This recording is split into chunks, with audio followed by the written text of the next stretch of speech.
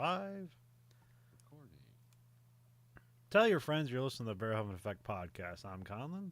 And I'm Nathan. We have another very special episode. We have the. Whoops, wrong notes. Oh, no, that's the right notes. Just write the wrong thing in there. Change this real quick. Is that the right date? Yeah, that's the right date. Wrong time. Oh, okay. We have the 1998 movie Fallen. Nathan, do you have a history with Fallen? This was one of my HBO days. Okay. I watched this in like 2000 on HBO. And I remember thinking it was kind of interesting, but also vaguely disappointing in some ways. Yeah. It's one of those movies that like I watched it, it's like, oh, I love the atmosphere and what they're going for here. I didn't necessarily care for the end. So that's what I remember, and upon viewing it again, it's like, yep, same thing. Yeah, no, I definitely. Well, I remember seeing trailers for it. Like that seems like a neat idea, but then like the reviews were terrible, so it's Yeah. like, oh, I guess it's bad. And then I saw it on USA the very end of the movie, Yeah. and I was like, huh. I was like, that's pretty interesting. And then I just actually watched the movie, and it's like, that's all right. Yeah. And like, yeah, that's what like kind of, um, yeah, the ending is just so brutal that it makes you like, it feels like you wasted your time. So, because otherwise it's like pretty like, it's a great cast. It's like it's a fine script with a good idea, or it's an okay script with with a good idea or a good hook to it. Um, and it seems to be, the production seems to be, you know, fairly, above average with some interesting stuff, especially with like the demon vision stuff that looked pretty interesting. It had kind of a vibe to it. But this is also like, this was a decade of influential thrillers, and you can definitely see that this is following in the wake of like Silence of the Lambs and Seven. And I'm not sure how intentional that was. For all I know, No, this. it was. Well, I don't know. I mean, this script could have been on a back burner for like 8 years, for all I know. But I don't. Well, yeah, as far as how the movie looks, though, Yeah. definitely has a lot of Seven vibes to it. Yes. Yeah, especially with like the, I don't know, a bunch of people did that. You had like the weird credits where like they're breaking apart and stuff like that. 'Cause Yes. even like Spawn did that. So everybody loves Spawn. So Yeah. Came out January 16th, 1998, which means they did not believe in this movie whatsoever. So I'm not exactly sure who released it because it doesn't feel like I don't even remember like half of the like in as it opened and it shows like the credits. I don't know, maybe this is like Warner Brothers or something. Yeah, it was distributed by Warner Brothers. Okay. It was made by Atlas Entertainment and Turner Pictures. Huh. Okay. Subfunded it. Okay. Came in with a $50 million budget total. Oh, okay. Yeah. It did not make it that back, I presume. So. It didn't even it barely made half of it back. But it is interesting, like, because if you look at like the Rotten Tomatoes for this, which I assume they aggregate reviews of the time or something, and it's like a 40% on Rotten Tomatoes. On Internet Movie Database, it's a 7. On Amazon Prime, it's like 4.5 stars. So this is a movie that has like gained a following over the years, I presume. So it's considered a cult movie. Because if you get over the ending where it's just like, oh man, that's brutal, but that's just life sometimes, then I guess it's like a more interesting thing than rather like, I paid money, we drove out to the theater, and then we left thoroughly devastated. Yeah. As we didn't defeat evil. I mean, the ending, like, it makes sense to follow the logic of the whole movie. Yeah. It's like, yeah, the ending does make sense, but it is the part, because this is like a real slow burn type movie. Yeah. It does, but it has, I like that kind of pacing. Some people like voiceover exposition, some people don't. I think it got to the point of being excessive here. Yeah. Because it's like, oh, you could just shoot these beautiful scenes and not, you don't need all this voiceover. Yeah, yeah, Like, you yeah. Voiceover is like kind of the easy tell that like they're trying to fix this in post, yeah, and I don't know if that's true or not because I do actually think like the interesting thing they pull on you, and again, like there's no way we're going to see this movie for the first time ever again, so yeah, it's hard to think about it because like I think why this is over the years gotten better ratings is that it's better enjoyed as a second viewing to like look around for things and see clues because there is stuff there like they bothered to do a lot of like, oh, if you compare this part here at the beginning to this part at the end of the movie, this like all like wraps around and makes sense. Like it isn't like haphazard. Like it's thought out. yeah. Um, um. Oh, now I completely forgot where I was going with this. We were um. talking about voiceover expedition Oh yeah. exposition. So yeah, the voiceover being like a reveal at the end is like, um.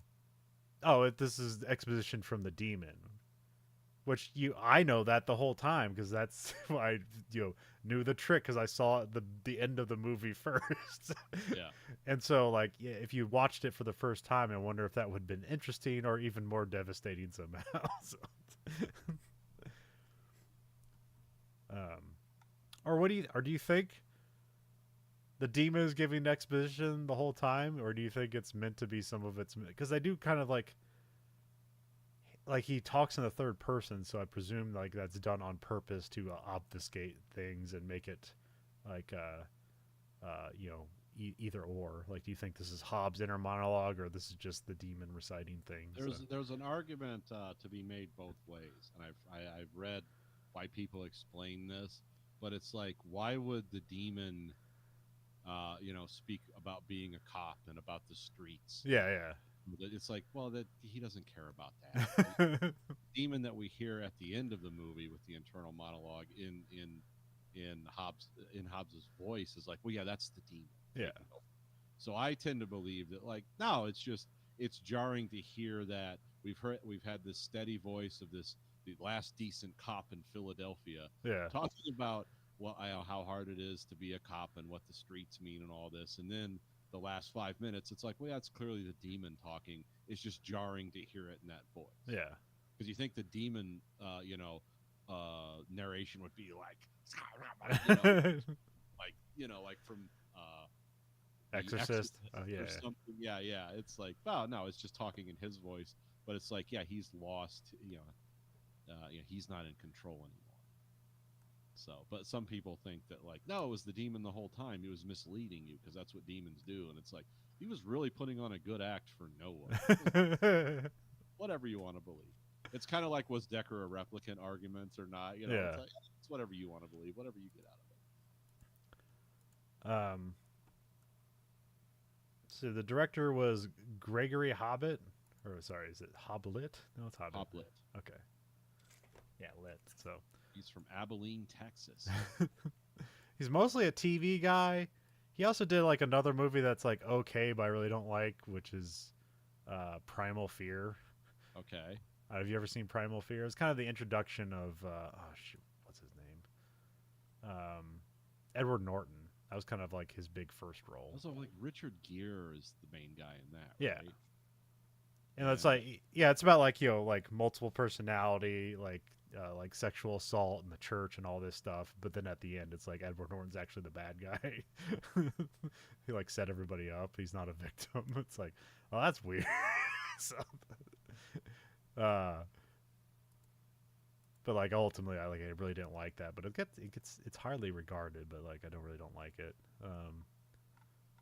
But yeah, mostly like a TV guy, like a TV producer guy. Um, I'm yeah. trying to see like the other things.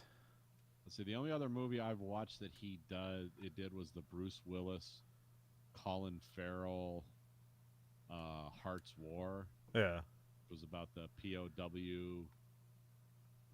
camp, and they were POWs in one of the Stalag camps yeah, in Germany, and like I know because in the end I remember Bruce Willis like lies or whatever and takes the fall and gets killed in the camp for Oh, okay. something that happens. It's not a great movie. It's okay. And then uh, there was the weird one with Anthony Hopkins and Brian Gosling, where it's like he's somebody's cheating on their wife. oh, okay. It's called Fracture. That Yeah. actually wasn't too bad. And those are the only ones I remember. I've heard about Frequency, but I've never watched it. Oh, he did Frequency? Yeah, That's a good movie. yeah, Is it the right one I'm thinking of? Let me yeah. look. It's the one where this guy got Oh, Dennis. he's a producer on that. He didn't direct it. No, it says he directed it. Oh Gregory yeah, he Hoblet. did. Never mind. Sorry, it's Yeah. his top four. He's listed as producer and not director. Then if you click on it, it's his. Yeah, he is director. Okay, yeah, that's a good movie. It's one of those. Oh, I thought David Towie wrote that. Never mind. Huh. Huh. I don't know who Tommy Emmerich is. Oh, I guess I kind of know that guy. Anyways. I wonder if he's related to Noah Emmerich, who was also in the movie. Oh, let's see. Yes, relatives. Noah Emmerich is his brother. Okay. Okay, so yeah. um, yeah, Frequency's pretty good. That's kind of like one of those like cult classics where it's like a sci-fi concept but kind of a family movie in a weird way. Yeah, because it's like a dead father and a son can talk through a radio. Right? Yeah, yeah. Magic radio. Yeah, okay. And so It's just basically like, he yeah, knows like how tragic his father's life is going to end, so he's trying to direct him into doing things differently. So and then the universe starts to tear itself up. No, I'm kidding. I can't remember. I haven't actually watched that from beginning to end. So Planes start dropping out of the sky. No, it's I went with the even softer kind of form of that movie with Lake House, oh okay. which I think that one was actually written by David Towie. So, or Oh, how do you say? I can't remember how you say his name. Worry. Let's Is see that the here. guy who did all the Riddick stuff? Yes. Yeah, my favorite bad movie. Chronicles of Riddick. uh, yeah, David. I think it's Towie. It's Twohy. I've always heard it pronounced David Tory. So Tory. Okay, that works. So. it sounds cool. If it was Yeah. my name, it's like, yeah, say it like that. I'm a former British government. I'm a Tory. Yeah. Or however that stuff works. Yeah, there's the Tories. Tories and Labour are the two parties over Okay. there. And I don't know what the origin of the Tory name is. I'm sure it goes back to Greece or something. This is shot by Newton Thomas Siegel, or Siegel. I don't know. He's got a lot of recent credits and stuff. He did did all- Drive. He did all the Bryan Singer movies. Okay. Which I mean, they looked cool. I know Yeah. there was some later bad stuff came out about that, but this guy's name wasn't mentioned. Yeah. Yeah, he did Extraction, which is a wild action movie. Yeah. The Five Bloods. That's which I think we both talked about. Netflix things. Yeah. Yeah, and yeah, he also what was one that came up that I liked that he did. He did Apt Pupil, and that was he did Three Kings. That was a good movie. Oh yeah. That was it had a look to it. Definitely Yeah. good looking movie. Of course, we did Drive, which we've done on this podcast. I'm trying to see if there's other stuff that he did on the.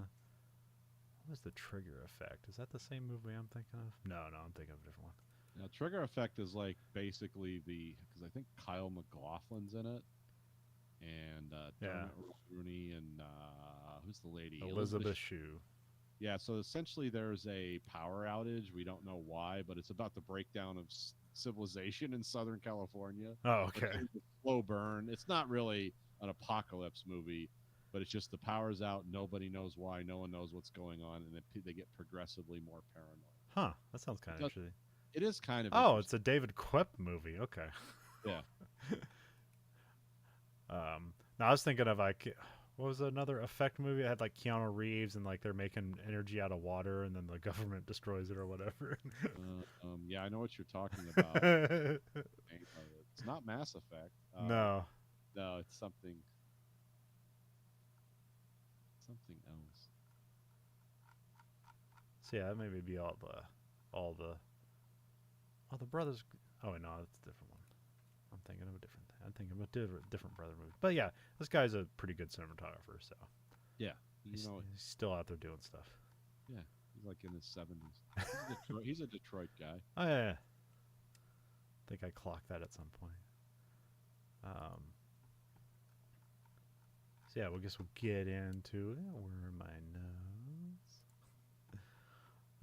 Yeah, we got Act 1. We get credits that are like have like broken letters and stuff in it, which again, this is just something weird to do at the time. Yeah, very 90s dark movie stuff. When did 7 come out? Was that like 95 or 96 or something like that? I think so. No, let me look. I thought it might be. I feel like it's always earlier than you think it is. 95. Yeah, it is 95. Yeah. Okay.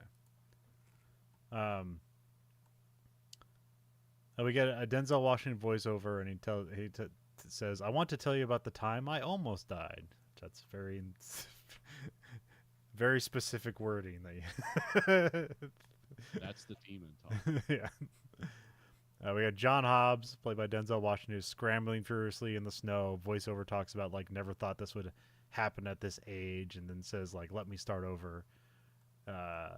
And then it kind of transitions to the next scene, and the voice says, "Let's start at Reese," which I guess like I didn't know what I had to go back and rewind and look at the subtitles. Like, what does that mean? Because I like forgot like a lot of this beginning part here. So. Cops are pulling up to this prison. John is greeted with a cup of coffee by Lieutenant Stanton, played by Donald Sutherland. Again, a great cast. I don't think they necessarily utilize all completely, but it's a great cast regardless. So yeah. He gets called in to talk to Edgar Reese, who's played by Elias Koteas, I think is his name.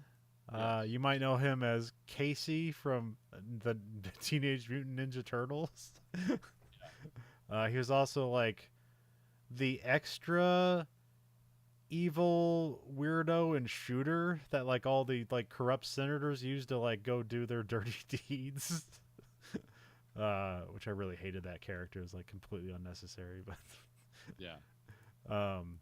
The Shooter TV show is much better than the movie, but people really like that movie, and I don't. You read the book. You liked the book, right? Yeah, the book is great. Point of Impact's an amazing book. Okay. But it's like it's like a late 80s, early 90s book. Yeah, it's a very specific thing. They brought it up to, more modern times. Yeah. There's a protest outside, I guess just for the death penalty or whatever. Yeah. There's a documentary crew filming Reese, and Edgar starts speaking in a foreign language, which they kind of find weird, but like he's a weird guy. He's a weird, eccentric guy. Was he kind of have like a southern accent or something going on here? I think this guy's Canadian. I can't remember. Yeah, he's from Quebec. Yeah. Okay. He mentions like, why is there a space between Lions and Spakowski? Then he starts singing Rolling Stones' Time Is On My Side. Oh no, Rolling Stones' Time Is On My Side starts playing. Then we get like a credit sequence, like more of the opening credit sequence. So we've jumped into a what do you call that? Not a prologue. What's the thing before the movie starts?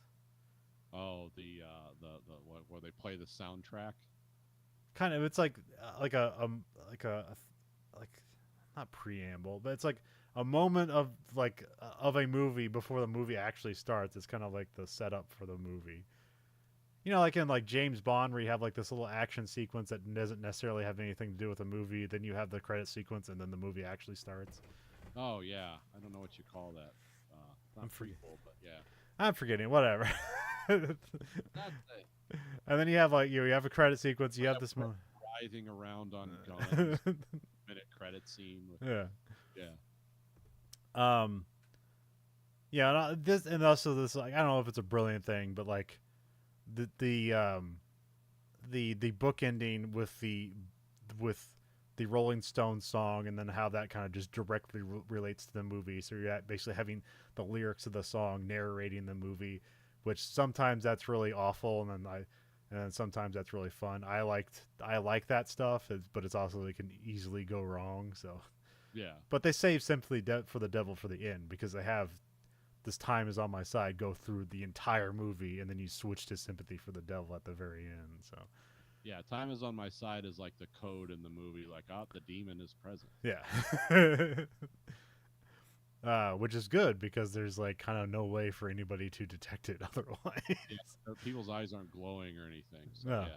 yeah, this makes it more creepy actually. um. So yeah, Reese is being taken to the execution. It's like, yeah, it's a gas chamber. Edgar sings the song as the chemicals released into the gas chamber, and he like taunts Tate. Well, don't forget that's like Edgar has like they're being filmed, and Edgar like sticks his hand through the cage suddenly, Yeah, like he used to shake hands with Hobbs. yeah, And then they do that, and for some reason, like it's like doesn't make sense later. yeah, It's like, okay, so they're establishing something here, because Reese clearly looks like baffled, like he shakes his hand, and then it's like, huh, that's weird. yeah. And then he's, yeah, like I said, he talks in gibberish, which we find out later is Syriac Aramaic, Yeah. Bible language. But yeah, presumably what's going on there, I guess, because they only hint at it, because like we really don't know anything, and they really don't. Yeah, they're not good about establishing how the mechanisms in this. They movie. give you rules, but then they kind of break them in certain ways. But there's enough stuff there where it's like, okay, this is why this movie's made better in a second viewing, where it's like, okay, now this makes more or less sense.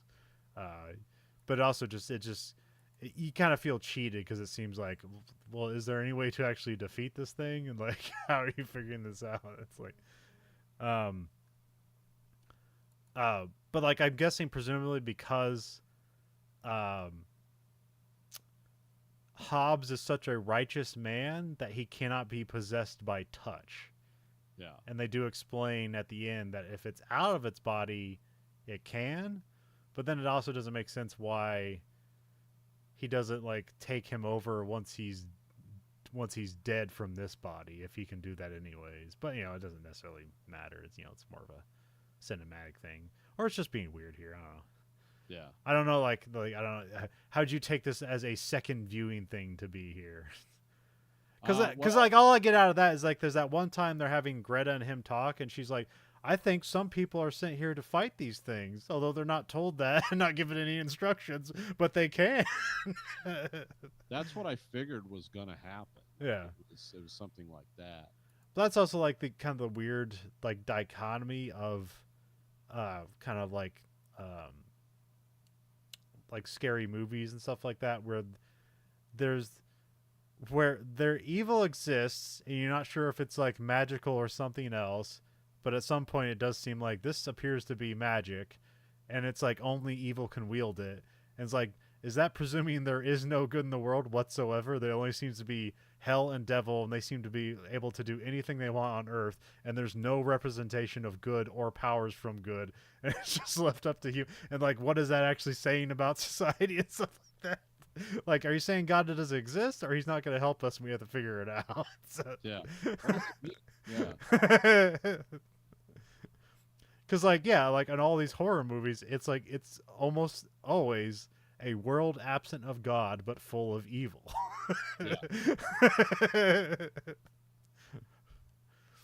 I guess the real miracle and gift of God is that we're alive.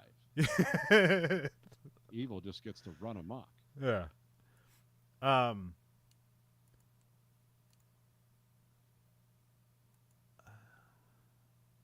also get a little bit here because there's like this little bit like as he's kind of like refusing to inhale the gas, and he's like kind of pursing his lips, and then he actually like kind of like sucks it in a kind of a weird way, which Hobbs does imitate at the end when he's like sucking in like the cyanide or the poison cigarettes. Okay. So like I didn't realize that till watching it this time. It's like, oh yeah, it's kind of mirroring the beginning and the end. All right, that's kind of fun.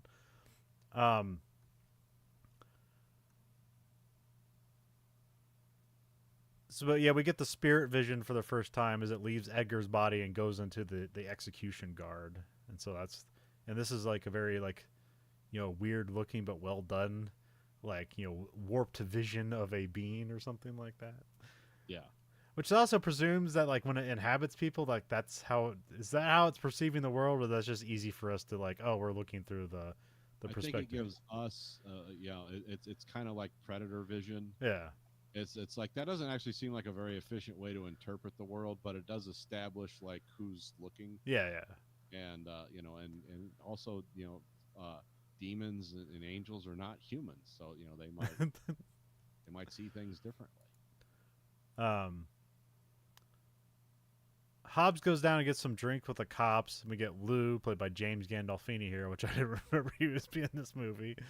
And Jonesy, played by John Goodman, who like really, he's supposed to be Hobbs' partner, but like he really like doesn't do a lot in this movie till the very end. But that's why you cast John Goodman, because you like John Goodman, and it's going to be devastating at the end. So. Yeah, it's never, yeah. We get weird discussions about being an honest cop because like Lou brings up something like, "Hey, do you like is it true you don't take cream in your coffee?" And I was like interpreting that as like straightforward. And it's like, oh, does this mean like he's a honest cop? He doesn't like take money on the side or like rip He's people. calorie conscious. Yeah. I think that's what that means, right? Is like he's not like taking Yes, advantage he's of people. talking about taking Okay. pride. I didn't know if I was supposed to know like no cream in the coffee meant you weren't bribable or whatever or something like that. So, but also I was like confused because like Lou says like I've been on this force for like 5 months, and then like later you learn that he's been, I guess maybe in a different precinct in Philadelphia for like since like the 70s or something like that. That could be. Because he says, he says like, yeah, I walk by that plaque all the time. Like I knew Spakowski, he was an asshole. Sorry, I don't know how to do a Philadelphia accent. I'm trying to do Gandolfini as best I can. So, Well, it's just James Gandolfini being James, because he's Yeah. basically Tony Soprano too. It's yeah, like, what if Tony Soprano was a cop yeah. and he just talked like this? But then when he got serious, he'd be like, "So what are you telling? What are you telling me?" This Gandolfiniism. Yeah, which this would be like a year before Sopranos would come This out. is right before Sopranos, so he found something and stuck with it. Yeah.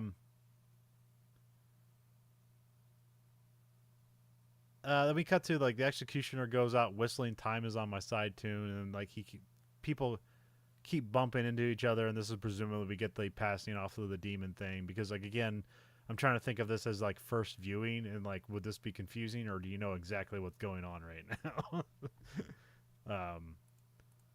Which I presume you'd probably I presume you'd seen a trailer, so you kind of know that that's what's going on. So. Yeah. But this is sometimes a question that we ask is like, if this is your first viewing and you didn't see the trailer, like how would you interpret this? It'd be kind of hard to. I don't actually know. It wasn't really. I because I had to look up what city it was in. Yeah. Because at first I thought, is this in New York? It Yeah. doesn't seem like New York. Because they don't use the gas chamber in New York. I don't even know if they use the gas chamber in Pennsylvania. Yeah. So yeah, I I don't know, Nathan. Do we still use the gas chamber?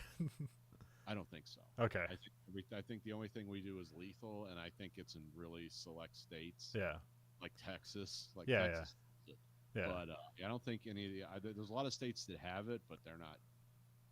They're like, yeah, the sentence is death in 50 years. Whenever he gets the appeals. Well, yeah, either you die of natural causes or the court case gets settled and you get to die. Yeah, either way, you're dying in prison, either fast or slow. It's not up to you. It's up to us. Because prison is no place to be. The demon ends up in a guy named Charles who tells off his boss. It's like, you can stick this sandwich up your ass. I thought for a second, for some reason, I remembered that I thought it was, what's the guy's name? Now I had just had it and I'm drawing a blank. Wow. I just had it. The guy who's the fireman that became an actor. He's got the weird. Oh, Steve Buscemi? Yeah, I thought as I remembered, Steve Buscemi was playing this role. But okay. As soon as it happened, it's like, no. Like, he just kind of looked like him. It definitely seems like dialogue he would deliver. So. Yeah. Um, The actor's name is actually Robert Joy. He's another Canadian actor, oh, okay. and he has been a bit. He's a character actor in a lot of stuff. Has a huge credits list. Yeah. I thought it was. I thought, yeah, Steve Buscemi's in this movie. No, he's not. For some reason, I thought he was. We cut to Hobbs at his house. He gets a call in the middle of the night, and no one responds on the other end. So, which is, I don't know. This is a constant thing in like '90s movies. Yeah, people calling and just breathing, not saying anything. Which that's something that would happen, usually as pranks or just something more nefarious. Oh yeah. And just like bill collectors and people looking to sell you things. So like the phone ringing was always a bad experience. It was never good. Nothing good happened when that phone rang. This is why cell phones were like inevitably going to take over everything. So, although I think it does show like he has caller ID here, and it says like call unidentified or something, or call not no, I forget what it was called. We cut to the next morning. Hobbs has breakfast with his brother and nephew. Like they're living with him when Art's wife left him. Yeah. Which Art is a very weird character. Like I don't know what's going on with him. He seems like autistic, but I don't know if like they don't place that out. He just like he's a weird guy. Yeah, I thought he was autistic, but yeah, that's right. That wasn't really a thing talked about back then. Yeah. So I'm not sure what it was, but Yeah. yeah. It's like if that's the case, like why does wife leave him and like not take the kid? Like what's wrong with her? Yeah. Well, it also kind of shows that like Hobbs is like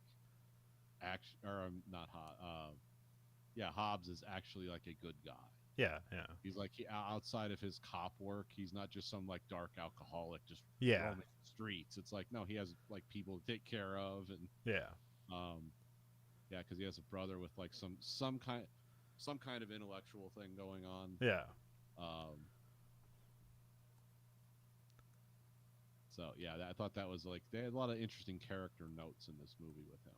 Well, because also like his son Sam like seems to be like more on more with it, and like he knows his dad's weird, and he's kind of embarrassed by him because it's like he feels like he's more of a person than his dad is. It's like that's sad when you feel like you can't be raised by your dad because you think you're better than him. And he's not even a teenager yet. Like, what are you doing? It's gonna be a weird life. But Art does seem like a sincerely nice guy. Yes. It's like that's the sad thing about him. He's the only guy that smiles in this movie. He's happy to see someone like, hey, it's yeah. And the world's only going to do him a disservice. So yeah. Which may it's not gonna go well for him. Yeah. Which that's good character development for that. It's like this is gonna be your ultimate victim. It's like he didn't deserve to die. It's like it's like man, this movie's such a bummer. Stage for more sadness. That's the thing is this movie it slowly just ramps into it. Yeah. It doesn't just set up all the characters and then just start knocking them down like bowling pins all at once. It takes a while. By the time you're to the end, you're like, oh god, this is depressing. We cut to Charles just eating cereal with like extra sugar. He just has a bowl of sugar and cornflakes. He brushes his teeth, and then we see like a body in the bathtub. I was like, is this the executioner? But then it's just some Russian guy, so it's like unrelated. I'm thinking or whatever. So, we cut to Hobbs continuing the murders that's the same style and way that Reese yes killed. Yeah, which is like kind of interesting and weird, and I guess doesn't necessarily make sense when you think about it, but it's like it's there to distract you from like the supernatural nature of it, because it's like how it's presented is like, oh, Hobbs tracked this serial killer down and put him to justice, and now he's dead, and everything's good, and then like and then presumably this this demon could escape at any time, but it let itself like live in this one guy to like commit murders and then get caught for reasons, but whatever. But it's here to distract you from the demon thing at first, where it's like it seems like, oh, this is straightforward, and then it's absolutely not. So that's why it's there, really. Again, it's supernatural, so you don't necessarily like logic doesn't have to apply, but it's fun to Right. think about. So,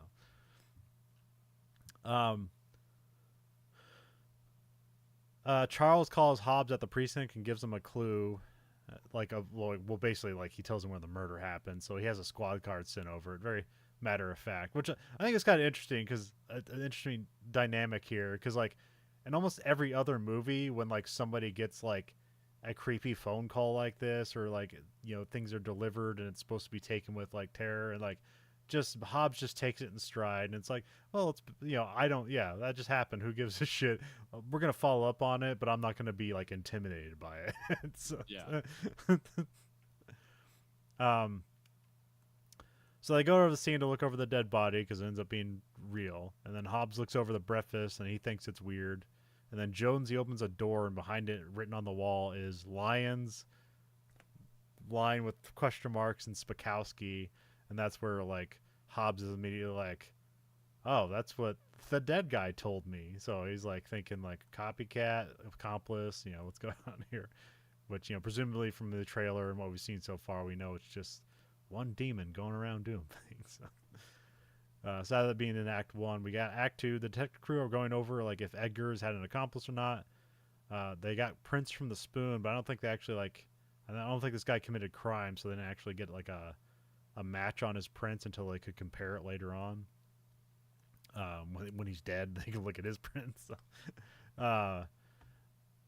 Here's a fun thing.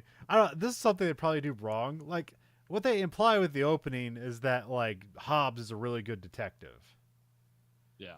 And then what we have like from this point on is him kind of like it's actually like Lou that figures out everything and just says everything off the cuff. It's like, that's the same poison that one guy used, right? It's like, oh, I know Spakowski. It's like Lou's like actually like doing all the detective work, and Hobbs like doesn't know how this stuff connects at all.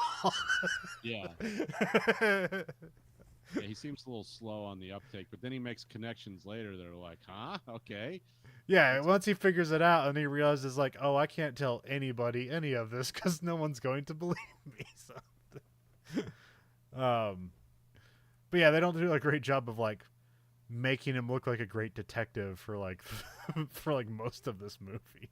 Or at least, I mean, they give you the evidence like he caught this guy, he's a good detective, but then they kind of don't follow it up with like actually him like, planning and putting things together. But Yeah. I think he even says like, yeah, because even like when he's talking with Reese, like Reese says, "Do you like riddles?" And he's just like, "No." um. And oh yeah, what the hell else is it? Because he starts writing stuff on people's chests, and then does that continue on? Because eventually it spells apocalypse, but wasn't he writing like 1 and 12 on other people's, or was that Revelations? Oh, that's probably Revelations. Yeah, that was the stuff from the Book of Revelation. Okay. I was like, there's numbers. What does that correlate to? I was like, all right, the Bible, right? So, Yeah, there was a lot of weird Bible stuff.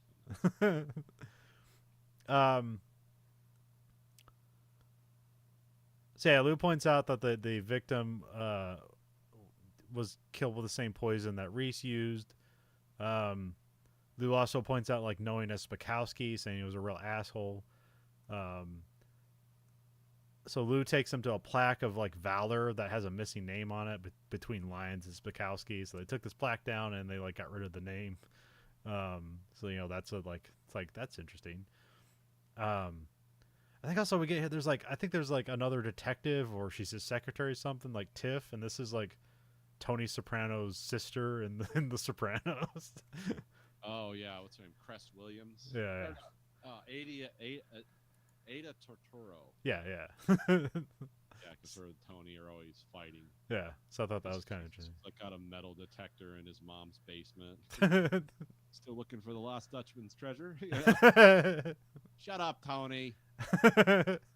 She always has loser boyfriends that he's messing with. Yeah. Like the guy who falls asleep at Thanksgiving and he's like throwing rolls at his mouth. Leave him alone, Tony. Yeah. Hobbs searches for internet for clues on the internet, which I think for 98, that's kind of interesting. I mean, it would have been around by then, so yeah, it was around. But I guess for a movie, it would be kind of modern. Yeah. And also, I feel like it would have less information than what he could find at a precinct, but who Yeah. I knows? was gonna say, yeah. I don't know how. Yeah. That's. But yeah, that was it's certainly a thing you could do back then. Is like, well, there's everything in the internet, so like, why would why wouldn't it have this information? Whereas now it's like, yeah, now the internet has too much information. We have no idea what's real or not. Yeah. It has information on it. We don't know if it's like So. made up or you know. And now they can make the made up stuff look legitimate. Yeah, yeah. It's like you can just go to some computer and be like, make me a thing that looks like a declassified document, and then you print it off and go to your friends. Look what I found. Yeah, I'd say yeah. I remember like in the early days of the internet, like once it became like more of a viable thing, then like in schools they're like, that's not a reference. You can't use that information. And then eventually it's like, oh, you can use the information. And now it's probably getting back to it's like you can't use that information anymore. We gotta go to the books we don't print anymore. Grayson explained to me there is a way to do it, and I forget what the rules are because he had to turn in papers on it. But I was like, because most of it is like, oh, I'm citing this from the internet, and it's like, how are they letting you do that? And he goes, well, you got to go through you have to have like a school library access, and then you go into their what they call like interlibrary university network, and you can use those sources. Yeah. But you can't use like, hey, on a chat on Reddit, I found out that actually that Joan of Arc was a guy. You know, you can't like do Yeah. that. You know, that's like that doesn't count. Yeah, I mean, like when they started like kind of loosening it up on it, like you could use like an article on the internet basically as long as there was somebody to blame. It's like here's the author, here's the website, here's the article. It's like, and if that article is wrong, well then it's on the website for printing false information, and not on you for believing. It's like you cited your sources and your sources were flawed. You know. I knew like he had my like through my Atlantic subscription, like there was an article he wanted, and you just clicked on this little symbol, and it gave you all the like, this is how you cite this article. It's like, oh, that's cool. I said, yeah, that is kind of neat. And even like like I've it makes it easy when we have like the AI overview when you search something, but I'm always skeptical of it because it can easily mislead you. But they do have links to the sources where they're pulling the information from. So you can go there and decide for yourself if how it decided it interpreted is correct or not. So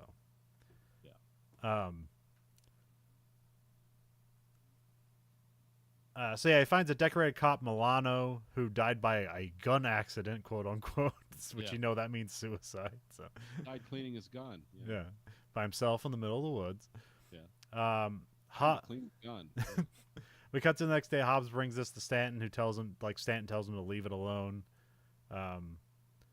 Which like Donald Sutherland's great at being like, because he plays like, he's good at playing both good characters and bad characters, and you don't know where he's at in this movie. So yeah, he's always kind of what you call it, like indifferent authority. Yeah, he's not like threatening. He's like, I'm gonna tell you.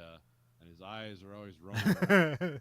Not alone. Yeah. But he's not like throwing anyone against the wall. Like, you better stop. Or break your legs. No, it's not like that. He's just like, yeah. Hi, say, leave it alone.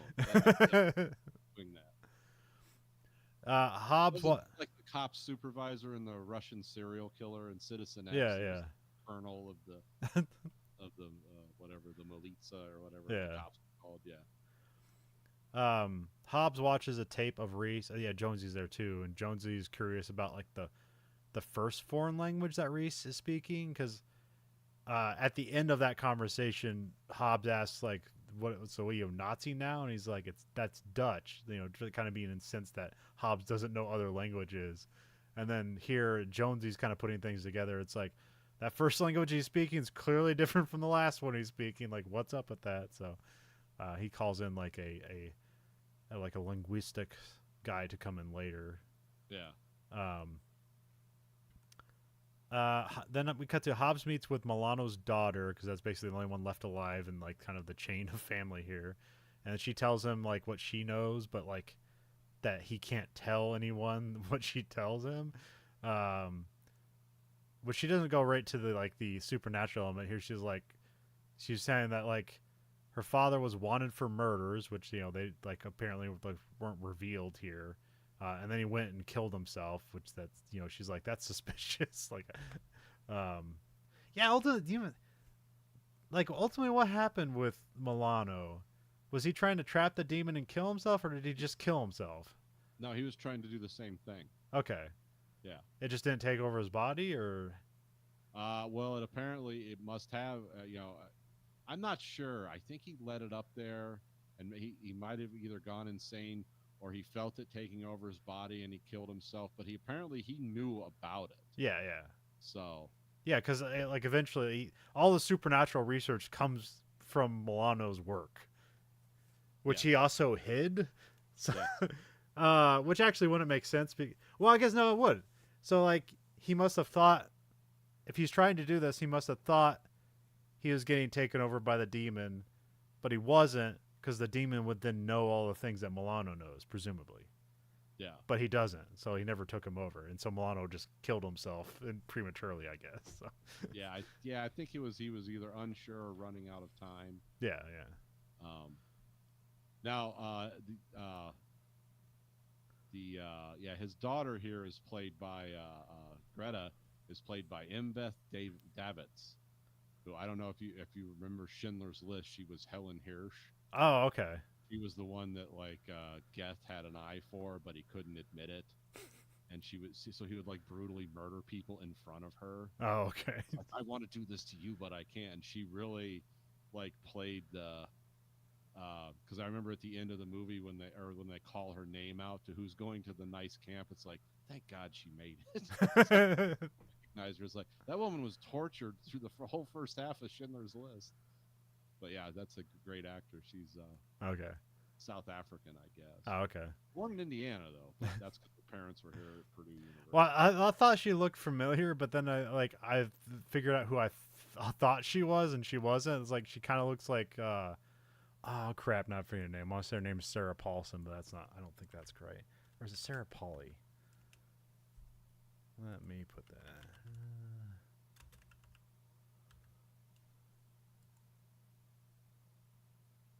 Nope, that's not what I'm thinking of. Crap. What is it?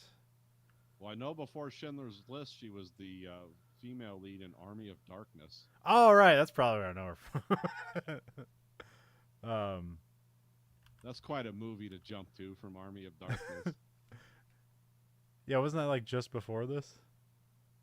Army Oh no, of that was like '93. Never mind. That was like 5 years ago. 93 was Schindler's List. Sarah Paulson? That's who I'm thinking of. Sarah Paulson. Oh, okay.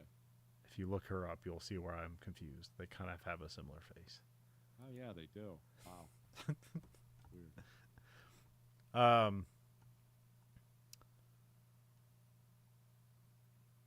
So yeah, we cut to Hobbs is out and walks past Charles while Hobbs' voiceover reads kind of like what's going on with the scene about like sometimes passing people you think you've seen somebody, even though Hobbs here like doesn't give this guy a second look at all, but he gets a feeling, I guess. Yeah. Hobbs gets home and the phone like keeps ringing with no one on the other end. Art asks him if he gets scared sometimes. He's like, yeah, Art, I get scared. He's like, okay, me too. I'm not sure if that was reassuring to Art or not. So, we cut to Charles is cooking a grilled cheese sandwich, and he calls wondering like when he's gonna work next, and he basically finds out he got fired. So this is where you're like I didn't know at first, like, is this the demon trying to like coerce somebody into doing something? And then you just realize almost immediately like, oh, the demon has left, and this guy like basically has amnesia as to what has been happening for the last couple of days. Then a guy just busts in and murders Charles with a syringe. So it's like, okay, I guess that's the demon. The new guy leaves the Frosted Flakes and calls Hobbs. Then we cut to Jonesy and Hobbs meet with the linguist, and he says that the language Reese was speaking is ancient and he hasn't heard it spoken before. What'd you say? It's like Syrian or Aramaic or something like that. Yeah, Syriac Aramaic. Syriac Aramaic. Okay. Or maybe it is Syrian Aramaic. Yeah, because he says there's like a few tribes that speak a version of this in Syria. Okay. but there's like there's no way anyone would know this language in America, like to speak it like fluently out loud. Yeah, yeah. And then and they're like really weird. They're like, "All right, thanks, get out," and then they want to talk amongst themselves. Yeah, the one guy's like, yeah, they make fun of him for being French or something like that, but he's like, "Can I get a copy of this?" He's like, "Yeah, sure, whatever." They also kind of figure seems that the demon seems to be left-handed despite whatever body it's in, which you figure that would be like a really interesting clue to play up on, but they never do it. Because I was looking at the end when you have Jonesy, I thought they were gonna do a whole thing where like he's holding the gun left-handed, but they don't do it. So Yeah, this movie is really good at like creating a lot of like, oh, this is going to pay off later, but it's really not because you can't do a. Well, it gets to a point where this is no longer a police procedural because it's just so weird. yes. You're not going to convince everyone and get them on side. With you. We got to fight this demon, but it could be one of us, and don't let anyone touch you. And what am I supposed to do? Run around with a flamethrower and an armored suit? It's like, yeah. Yeah. And we never really introduced religious iconography into the movie a whole lot, which you figured like, oh, I'm just wearing crucifixes made out of steel. I'm keeping this thing away. That never comes up either. No, I mean there is some. Well, I mean that's a weird thing because like Greta is like she's like a religious scholar or something like that, Yeah. and she has like some angel iconography in her house, and then Yeah. like we see like Hobbs talk to some nuns, and then like he goes to read the Bible to figure out clues about Azazel, and it's like, isn't she the fucking scholar? Why aren't you just asking her about it? Yeah. And she's the one who knows more about this than everybody else. But so that's Yeah, but she's very unwilling to talk. yeah. At a certain is because she's like, you don't want to know any more about this. Just kind of like his boss, like, yeah, you don't leave this one alone. Yeah. And it's like, what's not leaving me alone? Yeah. I don't have a choice. Hobbs gets a call where Charles' body is, and we see a 2 is written on his chest. Then they find like a question mark look equals look in the mirror clue like behind them. Was it no? It was behind a mirror. He takes it off. Yeah. Then Hobbs recognizes the guy in the bathtub from like passing him the night before. So I wrote, yeah, we have like an 18 and a 2 are like the numbers we get, which I'm guessing that must correlate to Revelations. Yeah, Revelations like Yeah. 18 line 2. Yeah. We cut to Hobbs is looking through stuff on Milano, and then Lou shows up and leaves. He's like, "Hey, what you doing there, Hobbs?" It's just looking at stuff, and that's the end of the scene. Yeah. It does work later on because like when he gets like taken over, like he knows that he remembers that scene. He's like, "What were you doing there?" And so he like re-inquires. So, but also I think he still doesn't tell him. But whatever. So. No, he never finds out what he's doing.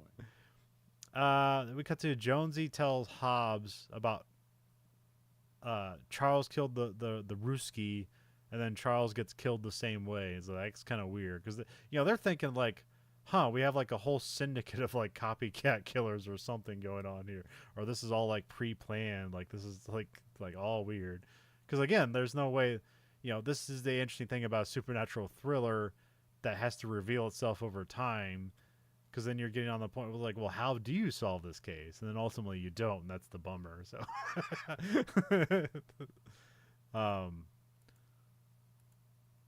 which I have actually like in a panic. There was like maybe it might have been for the Project Greenlights. Like I just wrote together a supernatural thriller,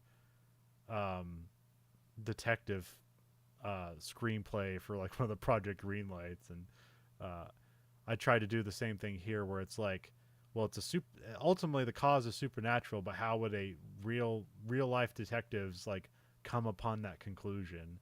And so I did it more like kind of a scientific way to explain supernatural things. And then I always got like lower marks for not making it a supernatural thing. It's like it should be evil or God, and I'm just like, that's stupid. But also my way was stupid, so whatever.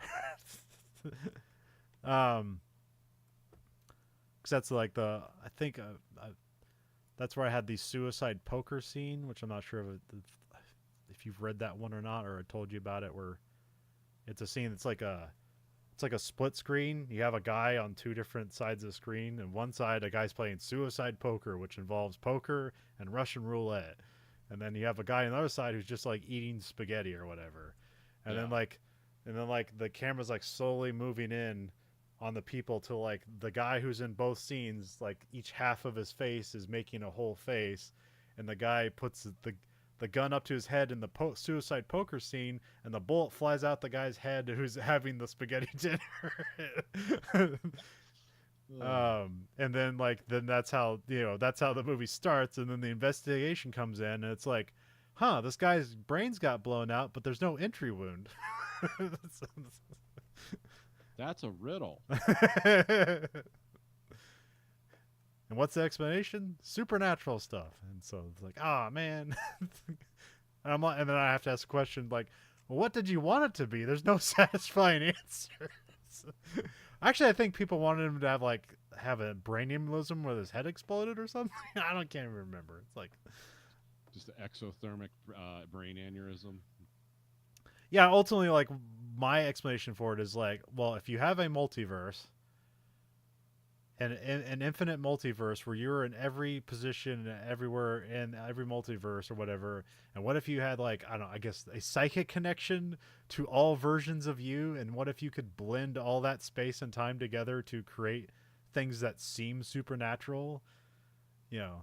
So if there's like mist in one world, and then in another world you're translucent or something like that, and all this stuff, like that's how a ghost appears. It's just putting all these things together psychically to create supernatural things that are just actually combinations of multiverses. Okay.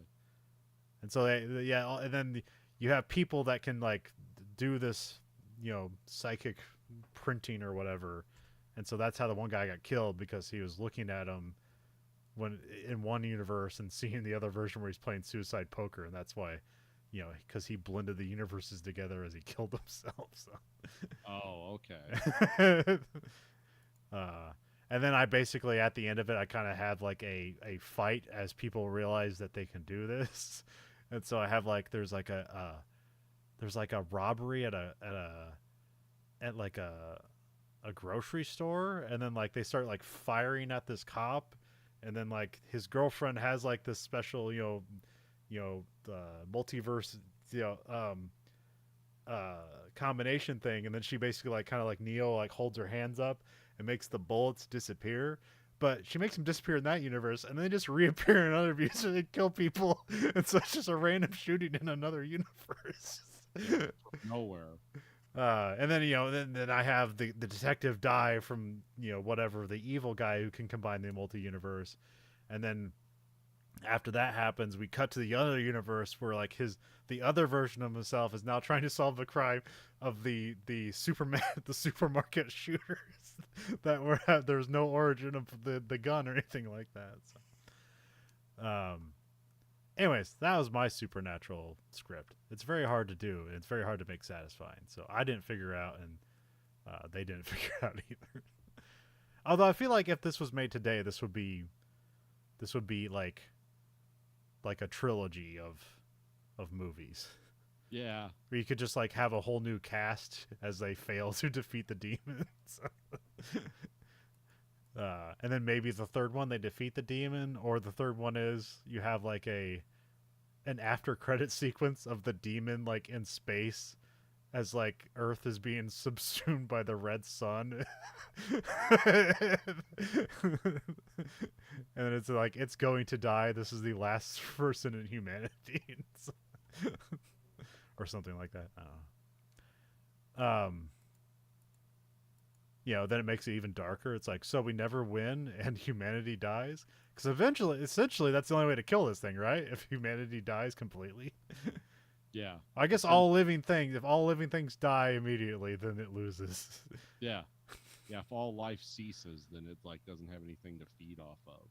And it can only go like what, half a mile or something like that. So yeah, 1/6 of a mile. Yeah. Oh, okay, all right. I don't know. What was it? 500 cubits is the. Yeah. What is that? The length from the tip of your finger to your elbow is a cubit. Yeah, something like that. Something Yeah. like that, yeah. Hobbs goes to Milano's cabin. We see a cat scurry into a hole in the cabin, so that's very important because I believe it's Yes. this. Which that's one of those things really easy to miss on a first viewing, and then on a second viewing, you're like, "Ah, shit, they covered that." um, well, and anything I like in what I figured also a second viewing because like when I first saw this movie where I just saw the end and it's like they basically reveal it's like, oh, it can go into animals as well. But there is a sequence in the middle of the movie where like a cat rubs against a person, presuming that it can it got into a cat and transferred to a human. So like presumably we know that knowledge already that that's possible. So Yeah, they did build that into it, but um uh he finds a couple old books that are like I don't know, and there's like roots growing into the cellar here, and they like fall a little bit, but the books are up there or whatever. But it's got like demons and angels in it, and he finds a photo of the room he's in that says "Look" written on it, and it's got kind of like something scrabbled on the wall in the picture. yeah. And so he like cleans the wall with turpentine, and then it says the name Azazel on it. Then we cut to Hobbs finds Greta, inquires about Azazel, and then she talks about like demons and like moving by touch, and she tells him to like she's like she's like Stanton's like just walk away, man. this isn't gonna go well. So. Well, Azazel originally was a Hebrew word that meant a place, like a bad place. Okay. And then somehow it became later. It's like no, Azazel is a demon, and it's mentioned as such in the Christian and Islamic religions. Okay. And specifically, my favorite apocryphal book of the Bible, the Book of Enoch, talks about Enoch 8:7:1 talks about the fall of the angels and the demoralization of mankind and the punishment of the fallen angels by the archangels. And yeah, it's like some of them were denied physical form. That was a thing. But Azazel is basically a demon that brings forbidden knowledge to mankind and corrupts it. Huh. Okay. That's kind of what he became. But he is mentioned in apocryphal books of the Bible. Okay. Huh. Because the Book of Enoch is like the sci-fi fighting giants. That like, yeah, there's a reason they don't include it. It's only included in the Ethiopian Bible. Huh. Okay. Huh. Yeah, all the apocryphal books are yeah. There's some very strange. You think there's weird stuff in the regular Bible? You should read the apocryphal books of the Bible. It's like men were fighting giants. Giants are the spawn of fallen angels that mated with humans, and it's a wild story. It's like really cool because I think the closest we come to that in the is the story of David and Goliath. Okay. Yeah. I think Goliath was supposed to be a Nephilim, but they kind of excised that from because that was considered apocryphal and not canon. So yeah, that's a whole thing. That's a whole weird rabbit hole. Huh. We cut to Hobbs is being followed at night by spirit vision. Hobbs intuits he's being watched, and he tries to like chase after what he isn't sure is there. We see some shadows or whatever, and he gets like near a train and then just disappears. We cut to they're at the precinct. The demon's like moving around the cops, Yeah, which we have this some is the coolest scenes in the movie, by the way. yeah, which we have like this like baton toss thing kind of going off here, which it's always like when it leaves someone's body like the person previously like never misses a stride. Like they're not like, oh, I've forgotten something. Like they just seem to keep going like nothing happened. But then if you inquire, they're like, I don't know what you're talking about. So yeah. So they went on some kind of autopilot while they're being taken over. Then Lou is like taken over and starts asking about Milano, and then Lou starts singing like "Time is on my side." So it's like now we know like this is the demon. And then the demon starts moving around to different people like just in the area and like continuing the song, and like nobody's batting an eye whatsoever. Yeah. But like Hobbs is seeing it like for like happen in real time, and he's like, "Wait, what's happening?" It's like, "Oh shit." This is like a personal performance for him involving everybody else. Yeah.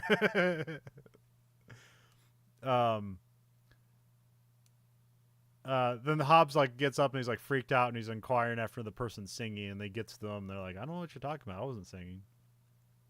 Then Hobbs chased after a guy because there's kind of a weird like smile and a squint that like the demon always loves to give, just give itself away. Um, and it goes out. It's like some like little like I don't know, looks like a little Russian guy or something like that, and he heads outside, and then he chases after him, and then he confronts the demon, and it starts switching to people and like continuing the conversation like nothing happened, and like it's really showing off like the ability here, which it seems to like, oh yeah, you can't fight this thing because it's like you have no idea who's gonna be, and they can like leave easily. So, which that's good here because it's kind of physically showing like what it can do, but also it's still like it's never good at actually saying what its limitations are. So that's where it's like kind of like it doesn't hold up that end of the bargain or whatever. So, especially when ultimately it's going to win anyway. So what is kind of scary though is you realize you're dealing with a fallen angel. Like, that is a being outside of understanding. It's outside of time too. Yeah. So, like, this is a really weird, thing to be dealing with. But we know it likes the stones. Yeah.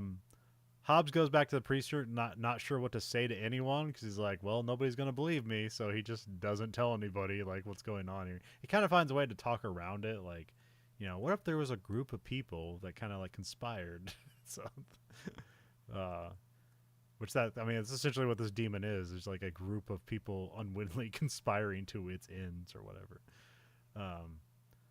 But I also don't know what it wants because it just seems to like, I guess, humans are the enemy and it just wants to hurt humanity, but also it needs humans to live. So whatever.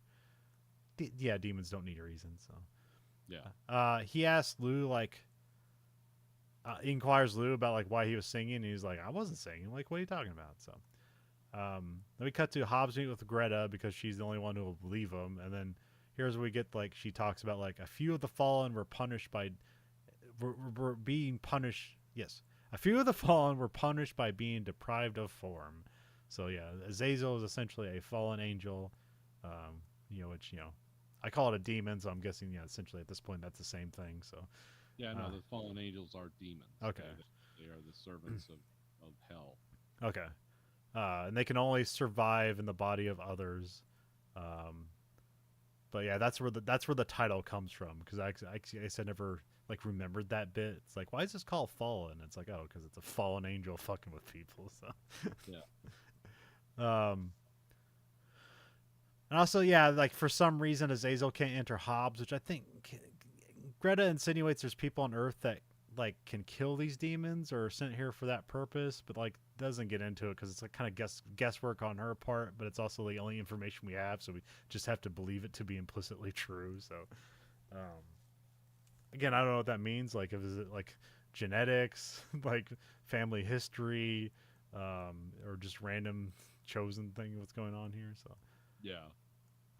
but it seems to be kind of a subterfuge of good and evil. It's like, well, there might be something. Yeah. I mean, we set up. I mean, because we set up that like Hobbs is an honest cop, and is presumably that's why it can't take it over. But like, it's taken over everybody else. Like Sam the child. Like, I'll gonna take that over. It's like, what has Sam done wrong? Like, that just makes him demon accessible. Yeah, I guess so. Yeah. Everyone has fallen from grace.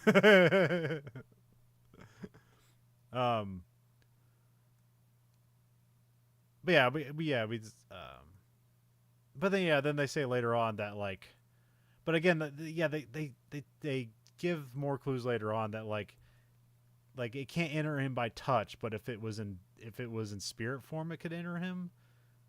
Yeah, it seems to be that's what happens. So it's like, well, what does it matter with a demon? Like, why does it have to do touch form? If it's in a body, it has to do touch, but if the body dies, then it's spirit. I'm guessing that's how it works. As a spirit. Okay. His body, he can just go body to body. Okay. There's also something in the book of Enoch about how Enoch has a dream about the earth and the end of time, and it's like animals and humans are speaking in each other's voices and stuff like that too. So that, I don't know if that's pulled this out of that, how it can possess animals too, but it is in there.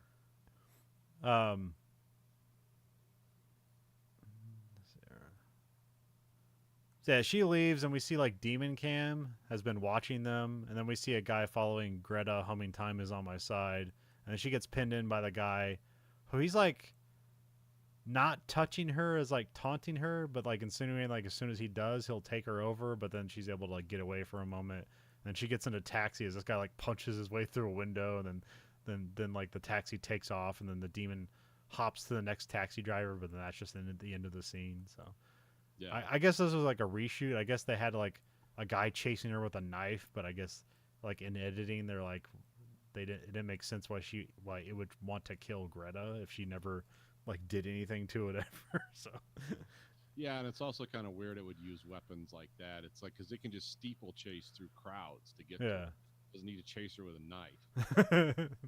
It's almost like the like agents in the Matrix where they just take over people's bodies everywhere around you. It's like you can't really escape them. So um yeah, and I don't know. Yeah, I don't know if this like yeah, the demon seems almost invincible, so I'm not sure, and it seems to thrive on like attention, so it seems like it being secretive wouldn't be a priority, but maybe that's the only way it could survive. But also like it gives off clues and stuff like that, so I don't know. as I understand, demons is like the demons and Satan revolted against God because they hated people. Yeah. They're like, you made these awful things that are a mockery of us and a mockery of you, and so it's like you're proven like you made a mistake, God. Creator of the universe, we're revolting against you, and then they're all cast down, and what they live on, what their fuel is human suffering. Yeah. So it's more fun for them to torment someone than just rack up kill points. That's kind of it's basically how I understand. Yeah, yeah. Hobbs meets Greta at a church. I think that's literally the only part of the scene. I Yeah. can't remember if anything comes out of that. Then we have Hobbs talks with Stanton, and he warns Hobbs that like his prints are like on the murder scene, so it's like he's being framed now. Yeah. I forget, he said something like he got the prints from that coin you have. I can't even remember him having a coin. Does he like? Does he do he's like like stuff with coins. Does he do like that knuckle shuffle thing with coins or something No, like that? it's more like rotating them around. Oh, okay, all right. Nervous tick. I just didn't remember. One scene. Okay, I didn't remember that happening at all, so I didn't know why this. Thing. He's not like, I'm going to hypnotize you with this coin. Like that. Hobbs gets back home and like weird things are going on with Art. Like he's got a black eye from apparently his son hitting him. And then Hobbs suspects that Sam was possessed because he remembers him having kind of a weird smile as he was sitting in a tree. And then he goes outside to talk to like, oh yeah, he runs outside. He catches Sam. He's like, hey, it's like and he's like, what? It's like, what's going on, Uncle? He's like, okay, you're not possessed. And he goes and goes outside to talk to like Sam's friend Toby, who's like possessed, and he grabbed like Hobbs' address book. Mm-hmm. And there's a foot chase, and then Toby like bumps into a guy, and he like does the demon transfer thing, and then that guy goes and grabs a gun from a car, which this is all premeditated, which seems like I don't know, weird, but I don't know. I guess as time it can set this up. Yeah, it's just going through people. It's like going into a pawn shop, possessing the pawn shop owner, and putting it in this guy's car, hoping he'll do that. This thing's been alive for thousands of years. Yeah. Yeah. So yeah, this guy is apparently a school teacher. He like fires at him and like he hides behind a car, and then Hobbs like pops back out, which he's got a Glock here. So Yeah. Glock 19. Okay. The guy's about to pull the trigger, then Hobbs shoots him dead, and then the demon leaves the body and goes into another person. Like this, she's like listed as like teenage girl. I was like, this is the most 40-year-old looking teenage girl. I think I looked up her age, what she'd be at this time would be like 27. So it's like, close enough, I guess. And then the possessed girl like taunts Hobbs, and so it says like, so he figures out basically, so if the host dies and the demon is in there, like the demon doesn't die. Although presumably they should know that from the beginning of the movie. So Yeah, there shouldn't be new information because like somehow it made it out of a gas chamber. Yeah, which it is can also just like go through walls and stuff. So there's like really no way to contain this thing. So you'd hope the gas chamber was well sealed off from the witnesses because yes. it would be a group gassing. We cut to it's night. The police and people are around the crime scene, and a witness corroborates that like the guy shot first. Um, but apparently the gun had blanks, so that seems very weird.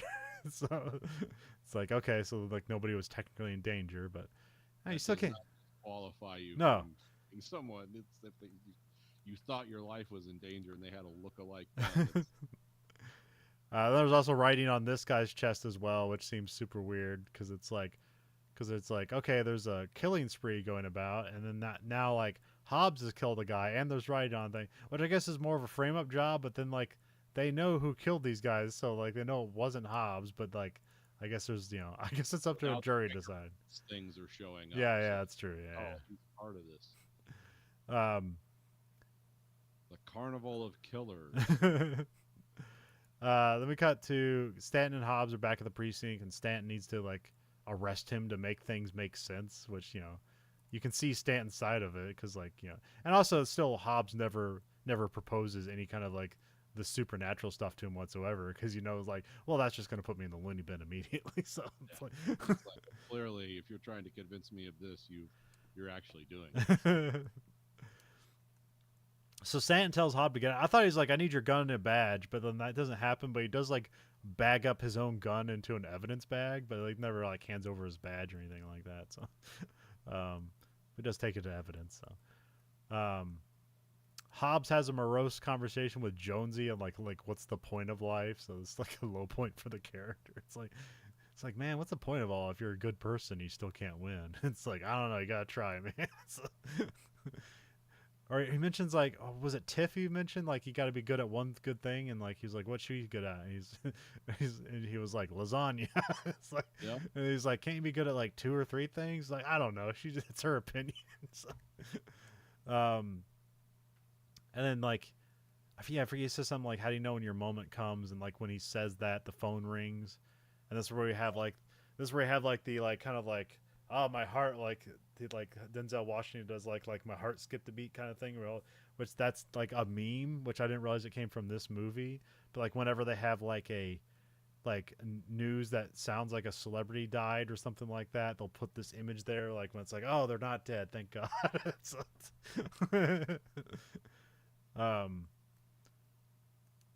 Greta calls Hobbs and he just says he'll call her back. Then Hobbs bags his gun for evidence. So that being in Act 2. We got Act 3. Hobbs gets home while we hear a conversation like between him and Greta like about the logistics of the demon. It's like over the scene. We don't see them actually having this conversation. Right. Which I don't know if that's an editing choice or if that like fixed something in editing where they had to like cut a scene out but they still need the information or something like that. I'm not sure. Yeah, it definitely seemed like something that wasn't that was like done later. It's like they're trying to merge things. Yeah.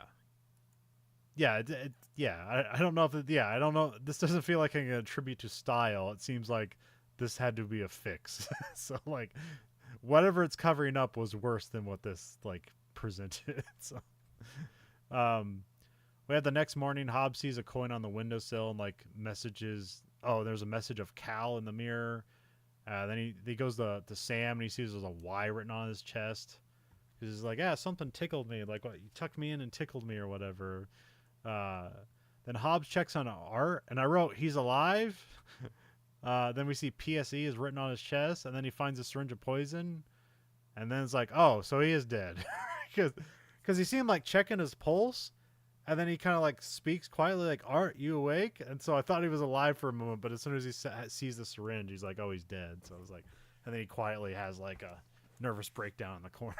So and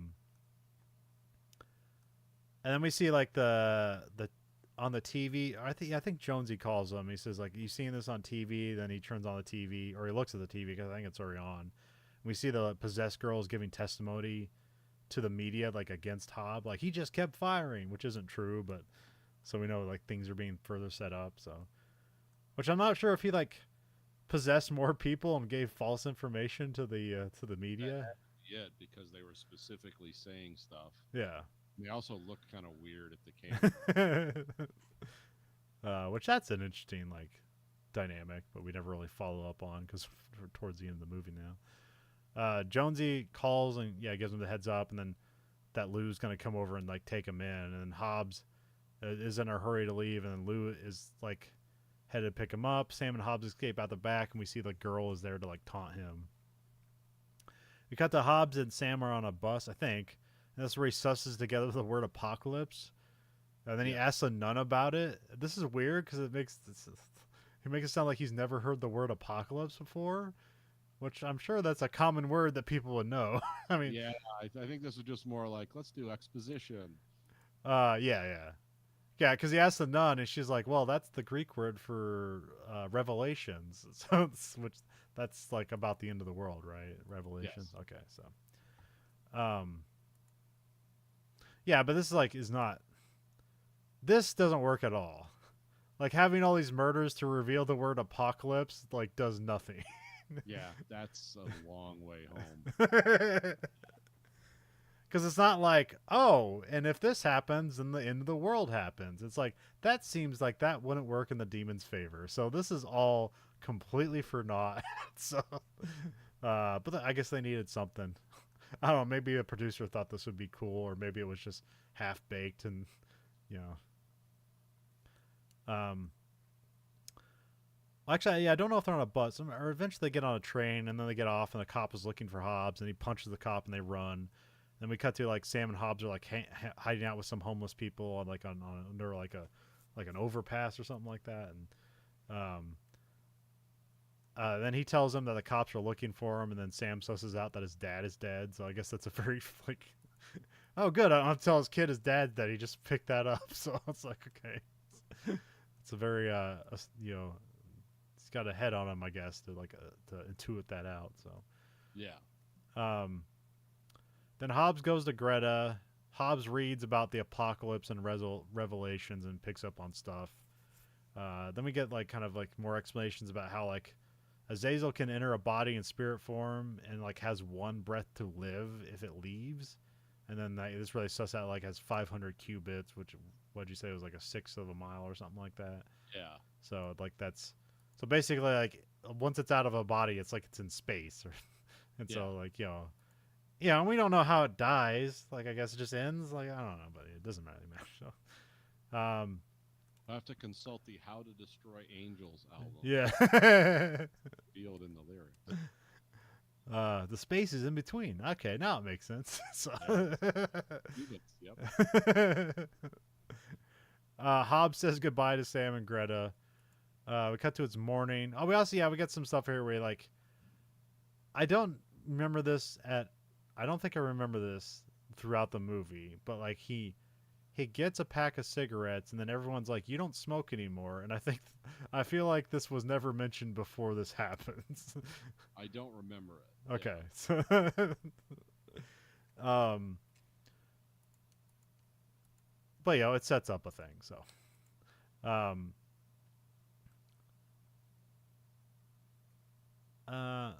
it's morning. He talks with Jonesy, and like the phone is being tapped as everyone's just listening in, so they're trying to figure out like, all right, where is he? We got to find him. There's basically a manhunt out for him. So, and he says he's driving out to a place by himself, and I think he mentions like sitting by like a lake or something like that.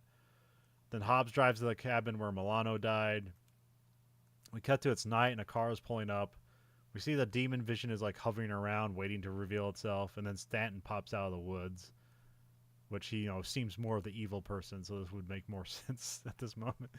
I think also at this time that wasn't Keith Sutherland playing like the Man in Black or just the devil and like all like the Stephen King stuff.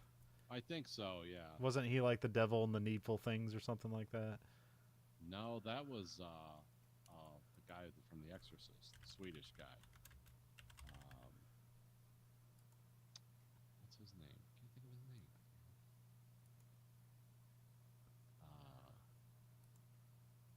Oh, it's going right to the book. No, the movie. It's a guy who looked 60 years old. Oh, Max von Sydow. Okay. Yeah, Max von Sydow. Yeah. Okay. maybe I was confused. I thought like, oh, I'm pretty sure Donald Sutherland played like an evil person. I don't know. There's also like, what was it? What was the Invasion of the Body Snatchers kind of like offshoot during this time? Oh yeah, that was Is this? Oh, is it just Invasion or something like that? Oh crap! Now I gotta look now we gotta find it up. Sutherland yeah, because his filmography is like crazy. Yeah, it's gonna be in the '90s, so it should be not too hard to find. Except that he's done like 400 movies. So. The Puppet Masters. Yes, that's it. Yeah. Yeah, that was actually kind of a weirdly cool movie in a way. I remember I rented it from the library a lot, so Yeah. it was both like it had cool stuff in it, but I also recognized that it's kind of stupid. So, Yeah. It's like I can have fun with this. but he was also like he was in also like was it an early '90s or late '80s Invasion of the Body Snatchers movie, which I hear is also good, but I never watched it. That's one where they have like their mouth open and they're or they make weird screeching noises. Yeah, that was in the 70s. That was the Oh, 70s. '70s. Okay. That's that movie that's been remade like 4 times. Yeah, And it's really just about our fear of communism. yeah. Or somebody had a thesis about that, and they kept backing it up. It's Yeah. like, that's actually kind of funny. I like that. um.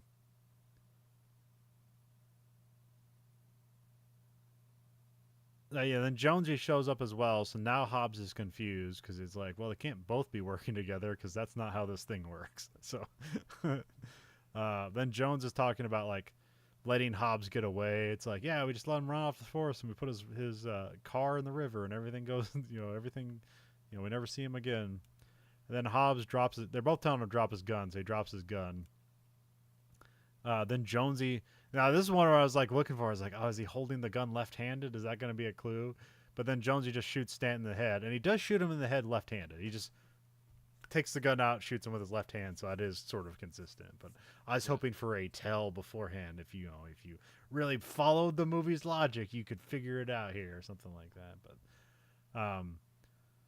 so yeah, he shoots Stanton in the head, and Azazel just reveals himself, and then Jonesy starts shooting around Hobbs, like presumably intentionally, because he just wants to like taunt him because that's his whole thing. Yeah. He also is like just talking about how he just screwed up Jonesy's life and his, and like you realize like, oh yeah, this thing can't just like mess up everybody's life because nobody knows what's actually happening. So he starts singing "Time Is on My Side" in a very John Goodman kind of way. So. Yeah. Very boisterous and like really hanging on every word and stuff. And it also says something like that. It's like, you like the Stones, Hobbs, or are you one of those like monkeys pussies or something like that? So Monkey. Jonesy stalks around looking for Hobbs. And then he kind of like does a little dance on Malala No's death outline or whatever on the ground, the body outline on the ground. So Yeah.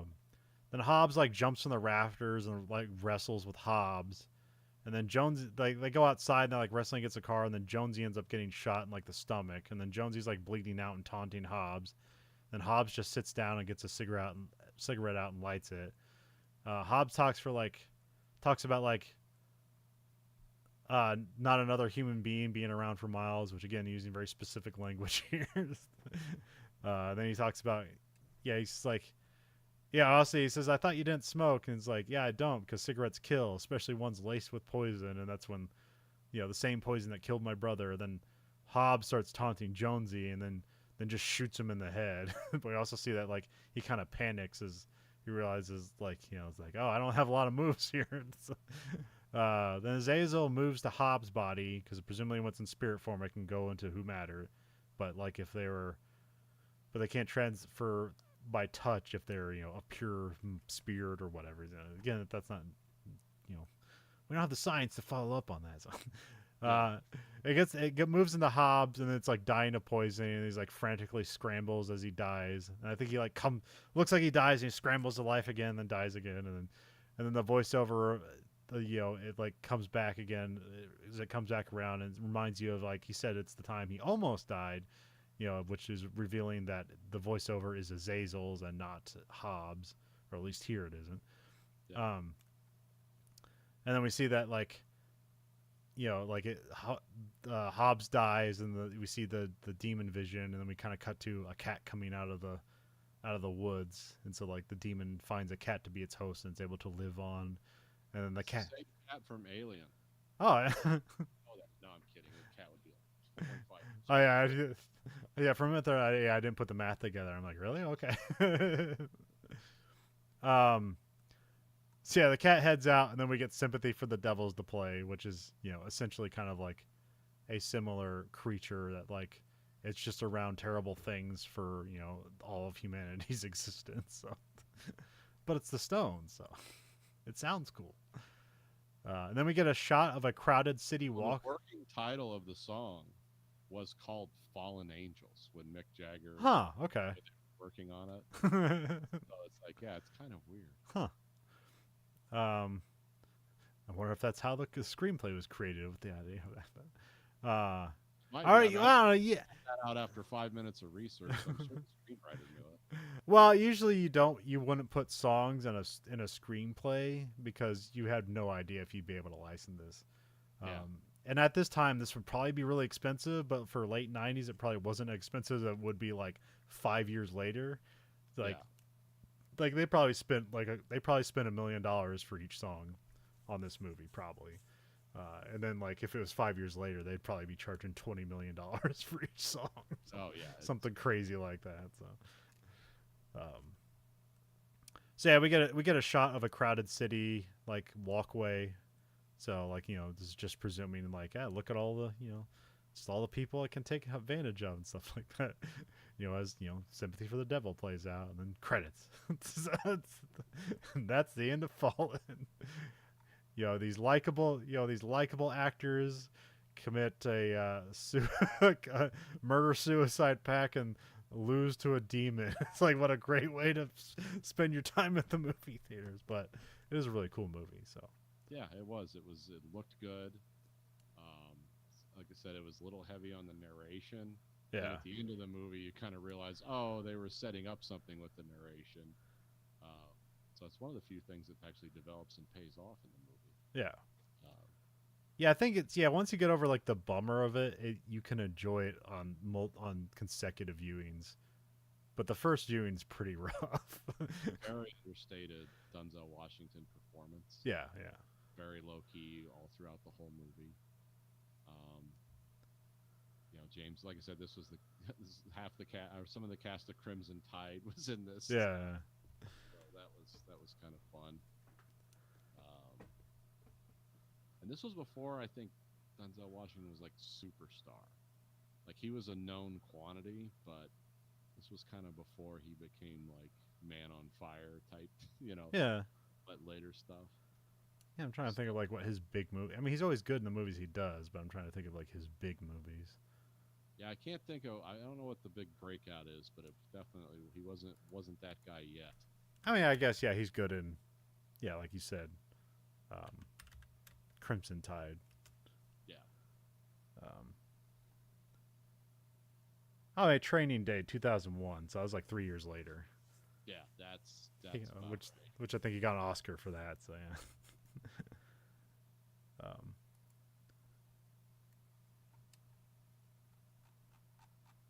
He's 70 now. uh, yeah, he was in he was like in Gladiator 2. I mean, I think his son's like 40. So. Oh, that's right. Yeah, the protagonist. My son, the protagonist. Yeah. That's all I introduce him. This is the protagonist. That actually wasn't him. That was the people that made the movie. But that is funny. Yeah. Where are we at now? Oh yeah, so we're sitting here. Public case containing a supercut of scenes from the imperfect collection that of the Verhoeven Effect. Nathan, what one scene for this movie are we shoving into space? I think the continued scene of everyone singing from the police station out into the street time Yeah. is on the side because it does show the infinite power of this thing. Yeah. And it's like, yeah, how are you going to think your way out of this? Like, this is Yeah. This is truly a menacing situation. Yeah, that definitely like that it's like a tour de force of this movie. It's like having like all the different actors like pick up where the one left off, and you know, like the reactions of Denzel Washington, and just like the how the scene moves around and stuff like that. Fairly continuous and fluid. Yes. Too. Like, there's not a lot of breaks. I mean, you get like you intercut to the demon vision or whatever, but like it totally works. So Yeah. and the demon vision was cool, with, like being like relatively simplistic, like you kind of understood what was going on, but it wasn't too crazy. Yeah, just established it. It's like, oh, this is what's looking. Yeah. You can find us on Letterboxd, username VHE, 1 out of 5 stars. What are we giving Fallen? I'm gonna give it 4 because it's Okay. a good, moody film. Watch it 2 or 3 times. Yeah. It's not. It's a complex plot, but it's not a dense plot. No. You know what I mean? You don't have to know. Like, you don't have to read the Book of Enoch. But you don't have to know all this. This isn't the Rosencrantz and Guildenstern turn of thriller movies. No. Yeah, sorry about that one, folks. I was in a lot of pain. At my best. Oh no, it's just us in general of like not being prepared for a movie because we thought we could just watch a movie and watch it unto itself. It's like, oh, we're kind of missing pieces of this. Yeah, we need to do homework. Usually our homework is spent doing 3 hours of watching a movie, but like nope. Yeah. Apparently we need to watch like 6 hours in a book, and which sometimes I'll do that for a movie. Usually for a lot of movies that don't deserve it. Yeah. Like for like, oh, what was it? Oh, what was the Emilio Estevez like 90s Free Jack? Free Jack. Like yeah, I read the novel for Free Jack, and I even read like half of the biography of the guy who directed that movie. It's like that was completely unnecessary for the movie Free Jack, but I did it anyway. So. Well, we had to fill time. The coolest thing about that movie was like, oh, Mick Jagger's in that. I wonder if he says time is on my side in that. Probably. You can find us at verhoeveneffect.com or like podcasters.spotify or creators.spotify. It's in, yeah. Just look for Verhoeven Effect. You'll find us, I think. So, we no longer have listener support, so I guess tell more people to subscribe and listen to the show, and then we can get listen. And you have to do it on Spotify. That's the only stats they recognize to monetize our podcast. So, but if you want to give us money, I'm sure you can find ways to do that. So. Yeah, I'm sure there's ways. We used to sell T-shirts. We used to have these things, but they're just not around anymore. But I don't know. Skype it to my inbox. Skype's dead. Or is that the joke? Or is that the joke, Nathan? Yeah, that's the joke. Okay. My knowledge of like 90s and early 2000s. Well, there has been a few things recently where people have made jokes about Skype, and then people have to like tell them like, "Oh, Skype isn't around anymore." It's like, well, how'd that happen? It's like, I don't know. Microsoft bought it, and then they started using Teams. So I don't know. I think COVID killed that when they were like, we have to come up with a real way for people to talk. And integrate things and do stuff that Skype couldn't do. I'm not sure. I mean, Skype worked for us for a long time, and I forget why we had to get away from it. Just stopped working for some reason, but yeah, I forget what it was. So I don't even know if like Teams like uses Skype code, or if just Microsoft spent billions of dollars to eventually kill the thing. So probably. I don't understand how stuff works anymore. Yeah. But you can still rate our podcast. You can rate us on whatever platform of your choice. You can give us whatever rating you want. But the only thing the algorithm listens to is the highest rating. So please, like, let's defeat the AI overlords by giving us a boost to our podcast, esteem, whatever. Something. Yeah, don't let the Antichrist defeat. You can find us at Twitter at Verhoeven Effect. You can find us at Blue Sky Social at Verhoeven Effect, and you can find us on Facebook at Verhoeven Effect. And you can find us on YouTube at American Greed Factory. We watch both this and that show live and unedited. So for the Verhoeven Effect podcast, I'm Conlon. And I'm Nathan. Goodbye, America.